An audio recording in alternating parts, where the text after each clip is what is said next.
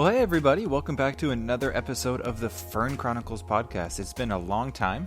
First of all, I just wanted to say sorry for that hiatus. There's been so much going on in the world in general, especially in Portland, and I wanted to talk to you guys about kind of what's been happening and how things are. Thanks so much. Let's get to it.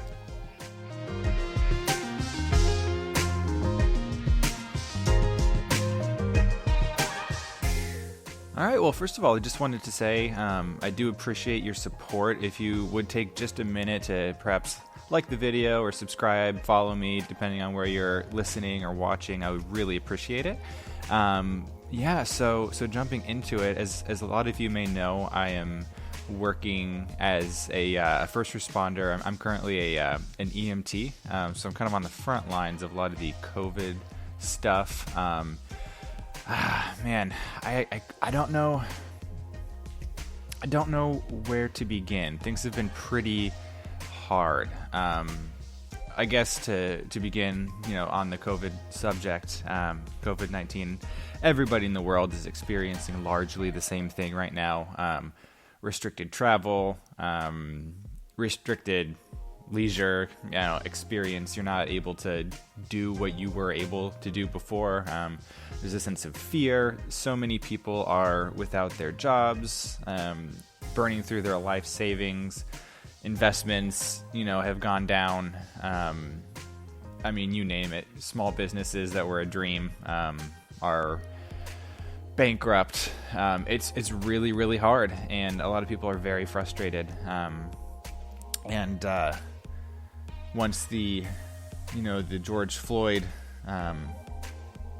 murder, I guess I'll call it, happened, it was just a perfect storm of people so on edge and irritated and outraged that this was just kind of this, I don't want to call it a straw that broke the camel's back, because it's a huge deal and it's totally inappropriate and horrible and terrifying, but that just erupted into an outpour of all of this anger and bitterness from everybody, just looking for something to take it out on.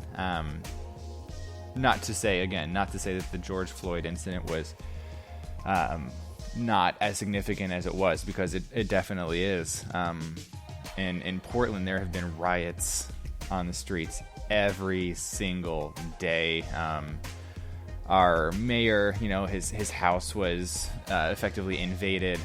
He had to leave. One of the most progressive politicians in the world, was forced to leave because of something that didn't happen in our city even. And it's just like there seems to be two groups of people who are just really over it, wanting change at all costs, chanting no justice, no peace. Destroying small businesses, burning vehicles and all that. And then you have another group who's very much so for police and might be slightly blinded by their support, who are, basically going head first against the other group. And it just feels like this is a time of huge division. And it's tricky. It's hard to witness, because it feels like, I'm very much so on the side of things where I see we have one country, one group of people that should love each other, not even one country, but one world, right? And it seems like there's just so much division, and people on both sides just really digging their heels in and not wanting to give an inch to the other, and it's just building and building and building and building. And people are just getting more and more frustrated because they have more hatred for the other side, and it's crazy. You look outside and it's like Mad Max or some sort of apocalypse movie. It's crazy. It really is. And then on top of that, a lot of West Coasters are probably very well familiar with this, but other places in the country, or the world for that matter, probably aren't. But we have we're heavy into fire season right now, just wildfires. It's becoming more of an issue. I'm not sure if it's global warming or what it is, but the fires this year have been absolutely brutal, much larger scale than any other year in recorded history, as far as I know. And basically, there's this giant. So Portland is kind of etched out of the wilderness. It's surrounded by dense Sasquatch forest, and the forest is kind of this giant C shape, kind of cupping the city of fire right now. Luckily, the fire hasn't made it actually into the major parts of the city and the very highly populated areas, but it's all around, and there's so much smoke in the air that nobody's really allowed outside. There's this air quality index, and it's been in the hazardous zone, which is the maximum zone, where it's just totally unhealthy for even the healthiest individuals. Young athletes can go outside. Just it's not good. It varies a little bit from day to day, but you look outside and it looks just like that movie Silent Hill. There's literally ash falling from the skies. It's like you're just in this really dense fog, and that's just added to all of this this sense of kind of despair. There's no sun. I haven't seen sunlight, like proper sunlight, in a couple weeks now. So that's just added more depression, because we've already been stuck basically inside, but now we absolutely can't go outside for extended periods of time. So things like grocery shopping even, or just running the dog out really fast have become really stressful. And it's just it's hard. And a lot of what I'm doing right now is working at basically a homeless shelter, kind of volunteering a lot of time there as the on-scene medic. So if anybody has a drug overdose, which happens very frequently, or injuries or things that they should go to the hospital for, but they kind of can't because of insurance, or they just don't want to, or they're afraid, I'm the person who basically takes care of all of that. And it's become pretty stressful. I've seen a lot of stuff. It's pretty hard, honestly. I guess something that I could share with you. I'm not allowed to give out any names, but I've seen murder literally right in front of me. Saw two people empty 2 clips from pistols at each other. One dying, one in critical condition. 2 others just caught in the crossfire as well, were very seriously wounded. In the shelter, there's this guy who just totally took leave of his senses and started just running around. He punched one of my coworkers, a female, in the face. He had to be escorted out, and then he ran into another homeless encampment kind of under a bridge nearby and started fighting people there, and actually got stabbed to death. Very stressful stuff. And then of course other than the mental health side of things, which is a huge problem in Portland for a lot of reasons, which I'm not necessarily going to get into. The drug usage, the heavy narcotics, like meth and heroin and all that, are off the charts. I can't tell you how many times we've had to do a bathroom sweep and have found people unconscious in the stalls with needles in their arm. We've had to use Narcan to revive them. Defibrillate people who have OD'd and their heart has stopped, and then rush them out on an ambulance. It's sobering stuff. I guess I just wanted to also say, things might seem bad, but I know most of you have health, physical and mental. You have family. If you don't have family, you have friends. I guess I just wanted to say that it could be worse, and that's something that I have felt very thankful for. I've had a lot of exposure to stuff that seems kind of like the embodiment of evil in a lot of ways, kind of dark, and I do apologize if I'm bringing it down.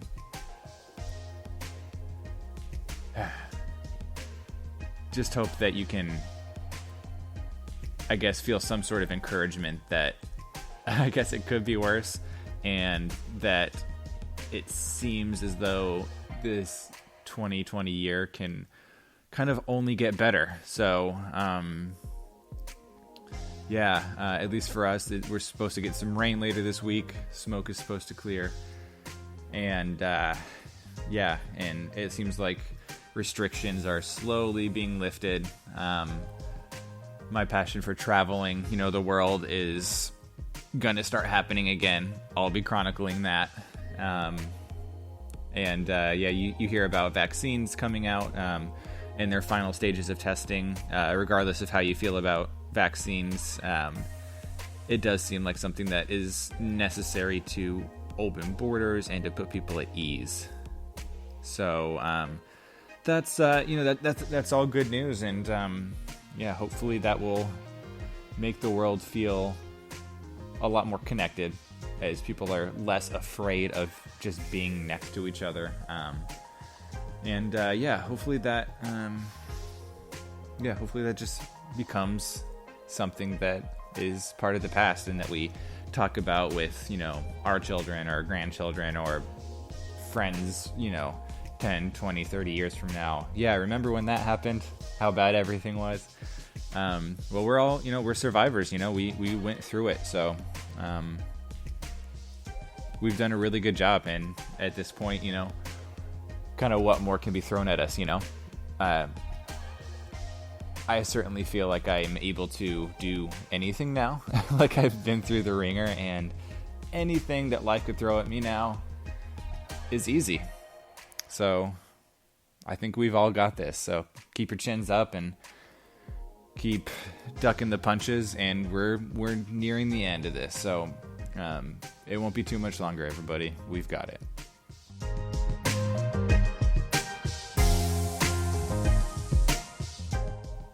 And one last thing that I wanted to mention, I was actually hesitant to bring this up. I wasn't sure if I wanted to discuss it, but earlier on in August, my wife and I had an armed break-in. That was really traumatic. Basically, I'll give you the play-by-play, and I did actually get it all on camera, because I wanted to be able to film it just in case anything happened. I wanted to have the legal backing of footage to see, to show, what happened. So I might release that audio or the video footage in the future. I'm not sure how I feel about it at the moment, but I'll certainly go over it with you. So at the time, I was working night shifts as an EMT, and I was asleep during the day. My wife is working at home. She has her computer set up, and really sweet setup. And I was dead asleep, and just heard the loudest slam. It's complete quiet, and just heard this slam, and then heard my wife yell my name, and I just, how you get startled awake, and you're just immediately up, heart's racing. You're ready to run or fight or whatever, just that adrenaline kicks in. I ran out of our bedroom into the living room where my wife was, and there is this guy, pretty big guy, who had jumped over our balcony and was sitting by our glass door, just kind of hunched over, yelling to let him in, because people were after him. And he was wearing a gray hoodie that was pulled over his head and cinched down so you couldn't really see his face. He had a flashlight turned on with him, and he had a big kitchen knife, like the knife that you saw with Michael Myers from Halloween, like literally that knife, a good 8 inches or so, like a big kitchen knife. My first thought was, okay, absolutely no, like not coming in, right? If somebody's chasing him, we don't want them coming in. So I was like, dude, if somebody's chasing you, run. We'll call the police, like yelling at him because he's freaking us out. But my gut was saying, nobody's there. I don't see anybody. He's just saying this to get in to rob us, to hurt us, to, murder us. So many thoughts went through my mind at the exact same time that I just didn't know what to think. I just knew that he was not coming in. So what I did is I'm like in my my underpants, so I ran to the kitchen and I grabbed an equally intimidating knife because I didn't know what was going to happen. He was clearly outside of his wits. Like he was I don't like using the word crazy, but he was absolutely insane with what he was saying, freaking out. He wasn't making sense. He was saying people were chasing him, trying to shoot him with needles. So it was clear he had, mental health issues and he was doing things that were very scary. I yelled, to my wife, call 911 now, which she did. She was able to stay very calm and talk to the dispatcher who sent police out immediately. But before they came, he grabbed our patio chair and threw it into the street. We had these plants on the patio, and he dumped everything over, and he picked up our personal belongings, felt really invasive, and hid behind them and was right against our glass door. And when my wife hung up with the police or the dispatch, she was calling 911, he took his elbow and smashed it as hard as he could into our giant glass window, and we just felt so vulnerable. It's a terrible feeling. And it didn't go through. I started yelling at him, threatening him, if you do this, this is going to happen, just to get him to stop, because I knew the police were on the way, and I was like, guys, get here. And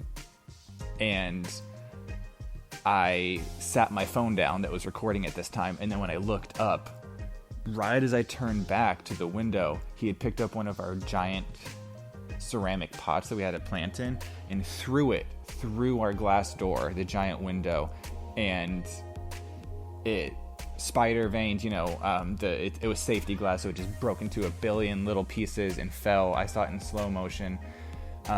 My first thing that I did when this happened was yell to my wife, get out now. And she did. I was able to get her out. This guy came in armed. I don't know why, but I stood my ground, ready to just take this guy on. I went berserk. I freaked him out, because I'm just like, okay, so we have pets. I have a dog and a cat that were in there. I didn't want to leave. I didn't want him to take off and then be out and then the cops not know where he was. So I was able to scare him into our bathroom. I chased him in there and I went crazy on him, which in hindsight was not the best idea. I should have just left immediately, closed our main door behind us and gotten out of there. But I got him into the bathroom and heard the shower turn on. At this point, I was like, all right, this is my chance to get out safely. And I ran. I picked up my dog. The cat had run under the couch, so she was, in my mind, safe. Picked up our dog, ran out. And right as I was coming out, found my wife. She was hysterical because she didn't know if I was in there. She didn't know if I was going to be taken out on, a gurney, dead. I couldn't imagine that fear for her. So many emotions. It was terrifying. And when I came out, I found her. We hugged. Nobody was hurt, really, aside from the guy who came in. He got messed up a little bit. But the cops, came, and I was like, all right, so he's in there. This is the layout of our home. This is where he was. He's alone. He's armed. But yeah, it was they came in with rifles and a K9 unit, and they got him out so fast, it made my head spin. They were on it. thank you to those police officers. They did a great job. But he had gotten naked. But between the time that I got out of the house and he was taken out, he had stripped down. He was in the shower for whatever reason, and was taken into custody. So he didn't, aside from destroying a lot of our stuff in a manic frenzy, he didn't do anything that caused us anything but psychological damage. But we made it. So that's kind of where I've been. And he was admitted to a mental hospital rather than jail, which is what he needed. Apparently he was stabilized and he was released. So, yeah, long story short, I did my research on him. I found out all of his information. A few years ago, he had done the same thing to a woman who was home alone at night, dog sitting at a nearby home. He broke in with a garden hoe. After knocking on the door, she escaped. Cops came. He was taken to jail and then was released, and then did it again the same week to somebody else who actually held him at gunpoint until cops came. They took him to jail. He was released again. He did it to me, was taken to the mental hospital for our county, and I was fully prepared to testify. I had scheduled up everything so I could appear virtually in court and basically just shed a light. Like, so this is what's happening. He has problems. He's not safe. There's no sign of this stopping. You need to detain him somehow. But the hearing was canceled. He was quote unquote stabilized, and he is back out there. So I've been kind of dealing with that. I've taken some serious measures for home security and being prepared. Hopefully for him, he doesn't do that again. But we'll be ready, and we're not living in fear. We're just living ready.